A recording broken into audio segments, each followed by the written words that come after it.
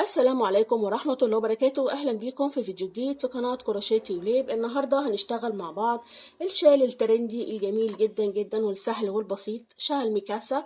الحقيقة هو ممتاز جدا جدا وغرزته تحفة وسهل وسريع وهيخلص معانا في ساعتين بس. الغرزة زي ما حضراتكم شايفين جميلة جدا وشبيهة بالتريكو. الحقيقة هو تحفة جدا زي ما حضراتكم شايفين. أنا حبيته جدا في الخيوط السميكة. حضراتكم تقدروا تنفذوه بأي أنواع خيوط حضراتكم حابينه، لكن أنا هنا نفذته بنوعين مختلفين من الخيوط، والنوعين طبعا من الخيوط السميكة. زي ما حضراتكم شايفين جمال الغرزة في الخيط السميك تحفة جدا، شكلها جميل ورائع. والميزة الجميلة لشال ميكاسا إن هو رجالي وحريمي وسهل وبسيط جدا جدا وسريع جدا جدا، هيخلص معانا بسرعة كبيرة جدا. والحقيقة هو زي ما حضراتكم شايفين حلو جدا في الخيوط السميكة. أنا هنا استخدمت نوعين مختلفين من الخيوط، اللون البرجندي أو النبيتي أو الأحمر الغامق زي ما حضراتكم شايفينه. ده استعملت معاه خيط إليزا ماكس، الشلة 100 جرام 100 متر. الحقيقة هو من أفضل وأجمل الخيوط اللي ممكن نشتغل بيها شغل للشتاء، وخصوصا الكوفيات والشالات. هو جميل جدا وممتاز وفيه نسبة صوف جميل جدا جدا، الحقيقة من أجمل وأروع الخيوط، لكن تقدروا تنفذوها بأي نوع حضراتكم حابينه.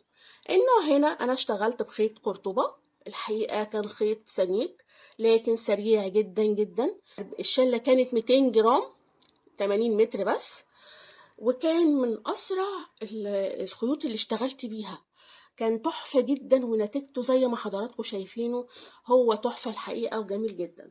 لكن مش عارفة بصراحة هو متوفر ولا لأ. الخيط ده كان عندي من مدة، وزي ما حضراتكم شايفين جماله في الخيط السميك هنا أو هنا. بالحقيقة نتيجته رائعة جدا جدا.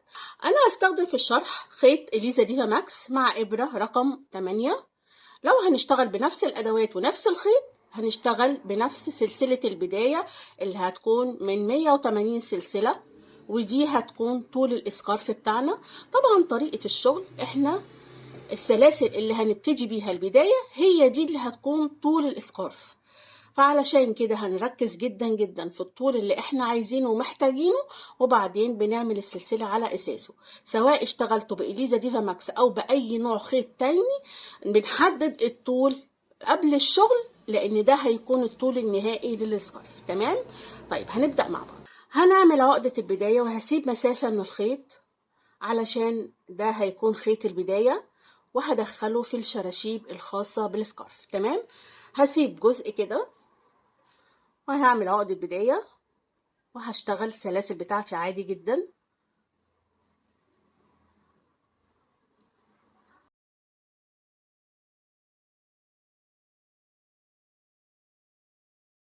انا هعمل نموذج صغير من 10 سلاسل. ال10 سلاسل دي انا هشرح بس البداية والنهاية للأسطر، وطبعا احنا هنطبق نفس طريقة الشغل على السلسلة كلها. تمام؟ طيب عملت 10 سلاسل،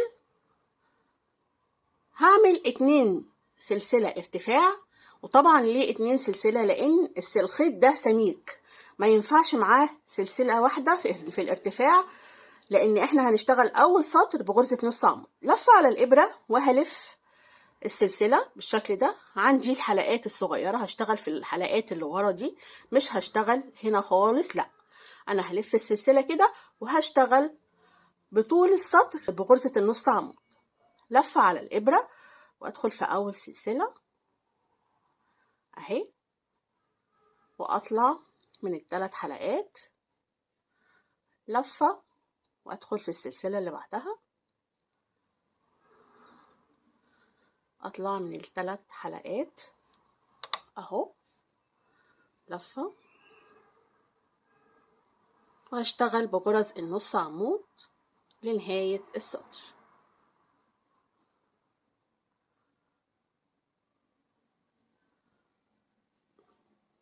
اهو. هكمل السطر كله بغرز النص عمود ونرجع مع بعض. اشتغلت بغرز النص عمود لنهاية السطر، هشتغل سطر رقم 2 هعمل 2 سلسلة ارتفاع، لفة على الإبرة والف الشغل وادخل في الحلقة الخلفية في أول غرزة تقابلني، وهشتغل نص عمود. السطر التاني كله غرز نص عمود في الحلقة الخلفية بالشكل ده، لفة على الإبرة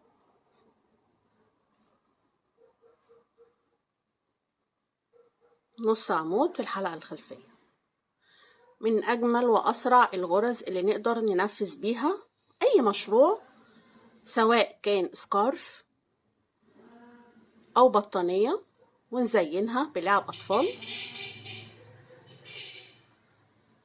وطبعا ممتازة الغرزة جدا في الجاكيت، ومناسبة لكل الأعمار سواء أطفال أو كبار.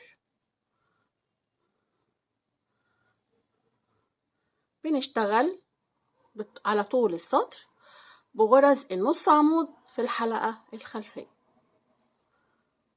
من أسرع وأجمل الشالات والسكارفات اللي بتكون بالغرزة دي. طيب آخر غرزة هنا معايا في السطر بشتغلها ازاي؟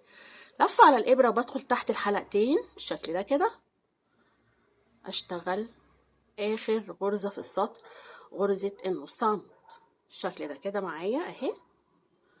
كده أنا خلصت السطر التاني.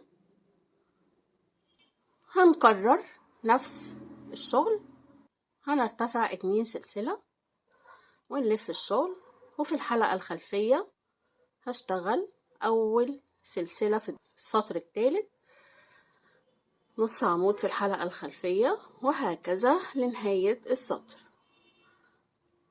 الغرزة كلها تكرار سطر واحد، هو أول سطر بس اللي بيكون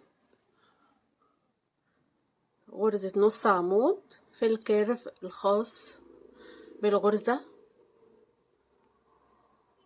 غرزة السلسلة، وبعدها بيكون في الحلقة الخلفية، وكل السطور اللي بعدها بتكون تكرار لنفس السطر التاني غرزة نص عمود في الحلقة الخلفية. هنكمل ونرتفع بنفس الطريقة، مع مراعاة ان اخر سلسلة في السطر بتكون تحت الحلقتين، لكن مش في البداية. البداية بتكون عادي جدا نص عمود في الحلقة الخلفية، هنيجي ننهي السطر بتكون تحت الحلقتين غرزة نص عمود تحت الحلقتين بالشكل ده كده اهو. نكمل السطر للآخر علشان كل السطور اللي بعد كده في ارتفاع السكارف ما فيهاش اي اختلاف. من جمال الغرزة وبساطتها انها تكرار لسطر واحد بس. كده انا وصلت للغرزة الاخيرة اهي، اشتغلها تحت الحلقتين بالشكل ده كده. هنا عملنا 3 سطور اهو، اتمنى تكون واضحة معانا اهي. ارتفاع بعد كده 2 سلسلة، اول غرزة باخد لفة على الابرة وادخل في الحلقة الخلفية اهي، واشتغل اول غرزة نص عمود، واكرر نفس اللي عملته في السطر التاني والتالت بمنتهى البساطة لحد ما ارتفع العرض اللي انا حباه. لان بالفعل احنا بنشتغل طول السكارف مع طول البداية اللي احنا بنشتغلها، يعني طول السلاسل اللي احنا بنشتغله في البداية هو ده اللي هيكون طول السكارف النهائي معانا.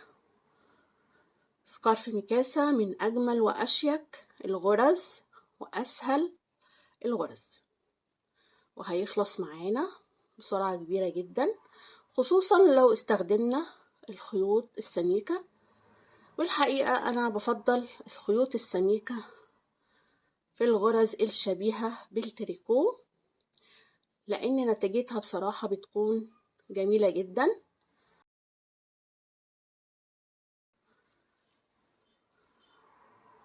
اخر غرزة معانا في السطر اهي تحت الحلقتين بشتغلها اهي. بتمنى الشرح يكون واضح. هرتفع شوية بالأسطر ونيجي نشوف هننهي ازاي. دي شكل الغرز بعد ما ارتفعت بالسطور، شايفين شكلها. في ملاحظة مهمة أثناء الشغل، أنا هنا لما اشتغلت أول سطر كان بغرزة النص عمود بالاتجاه ده، يبقى من اللازم والضروري إن آخر سطر معانا يكون في نفس الاتجاه علشان يكون في تناسق في عدد السطور وشكل السطور. طبعا ده أهو شايفين شكلها من الناحية التانية في منتهى الجمال والبساطة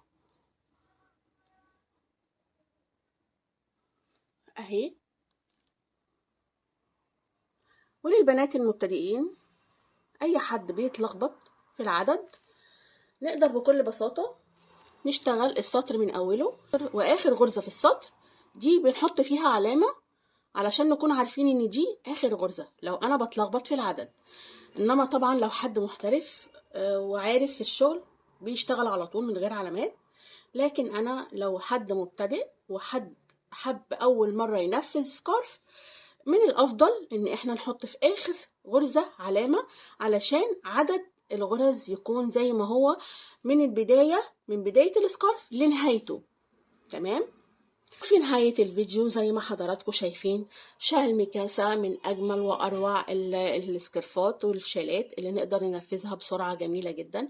وطبعا الميزة الجميلة إنه حريمي ورجالي ولكل الأعمار. وزي ما حضراتكم شايفين جمال الخيوط السميكة في النوع ده من الشالات بتكون مميزة جدا، وشكلها زي ما حضراتكم شايفينه، والغرزة جميلة جدا جدا. بتمنى فيديو النهاردة يكون عجبكم وشرح النهاردة يكون عجبكم، والسلام عليكم ورحمة الله وبركاته.